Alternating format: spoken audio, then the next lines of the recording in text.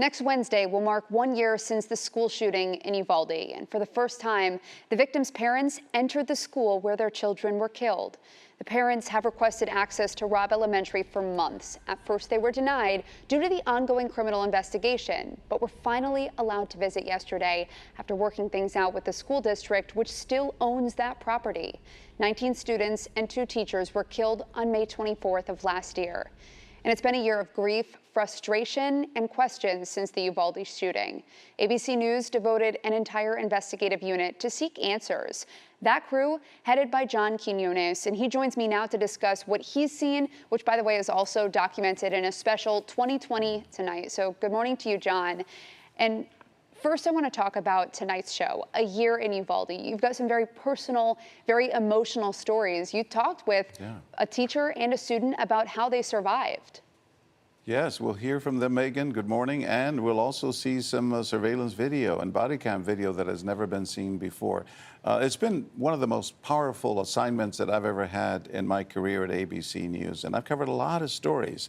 These mass shootings, you know, they happen all too often. But when they do, the media descends upon the town, and we're there a few weeks, and then we move on to the next one, because God knows there will be another one, right? It seems all the time.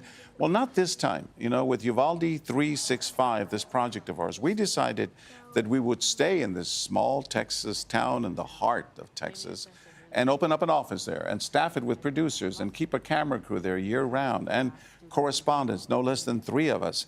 And we started documenting life after the tragedy. And tonight you will hear not just from the families of the victims, but also from the survivors themselves, some teachers and the students. It truly is a story of courage and strength and resilience, and a story above all of tremendous spirit in the face, as you can imagine, in the face of the unimaginable.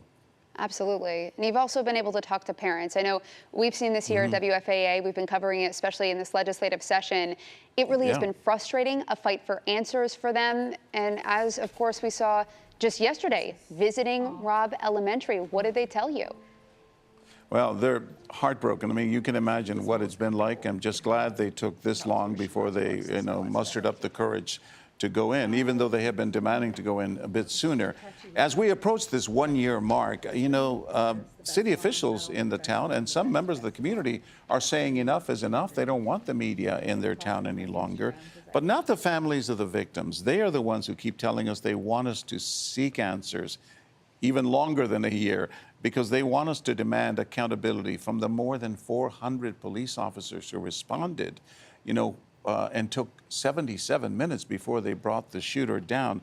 Could lives, they ask, could lives of their children and teachers have been saved if only officers have moved in sooner and acted sooner? And they tell us only when they have those answers will they be able to at least start to move forward.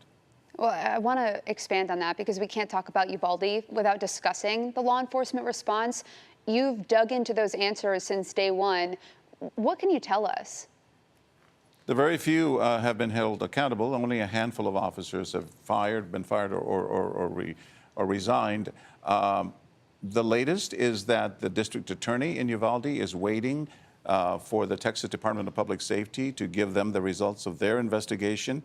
We've been waiting and waiting and waiting. We keep being told it'll be 3 months or 4 months from now, and now still nothing.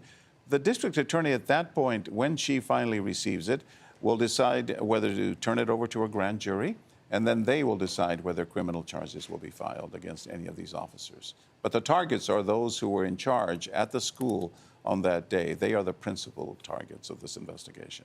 Absolutely. John Quinones, thank you so much. Appreciate you coming here talking to us about this very sensitive topic to our state. Of course, it happened here, A Year in Uvalde. It airs tonight at 8 o'clock right on WFAA, followed by News 8 at 10.